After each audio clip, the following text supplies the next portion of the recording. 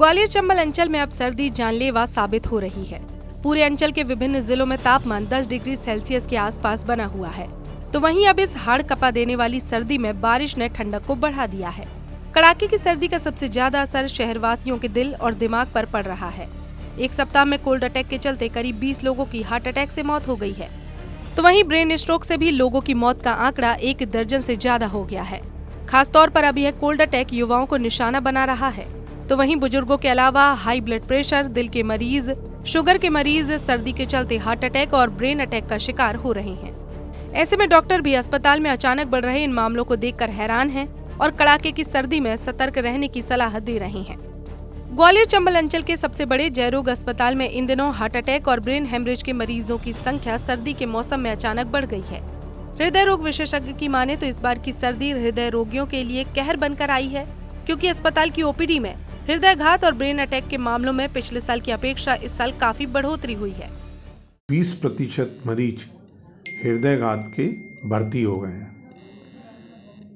पहले क्या होता था कि सब तरह के मरीज भर्ती होते थे, हार्ट फेलियर के भी, वाल्व के भी। इस समय जो अधिकतर मरीज भर्ती हो रहे हैं वो उनको हृदयघात हो रहा है, मतलब हार्ट अटैक हो रहा है या एंजाइना हो रहा है। और उसमें से अधिकतर लोगों की उम्र जो है वो 45 से कम है।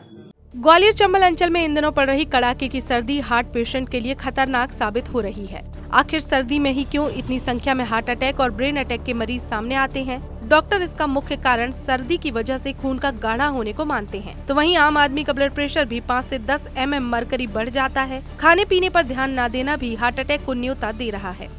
तो जब सर्दी बढ़ती है तो खून जो है वो ज़्यादा गाढ़ा होने लगता है।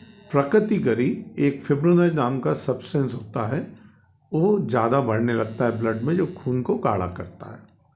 दूसरा, आम आदमी का ब्लड प्रेशर भी 5 से 10 मिलीमीटर मरकरी जाड़ों में बढ़ जाता है। तीसरा, मरीज के खान पान में विशेष परिवर्तन होना, ज़्यादा खाना खाना क्योंकि मौसम का ऐसा होना, तरल पदार्थों का कम उपयोग करना, और ये कुछ मुख्य कारण होते हैं जिनके कारण इस बड़ी सर्दी में हृदयघात होता है।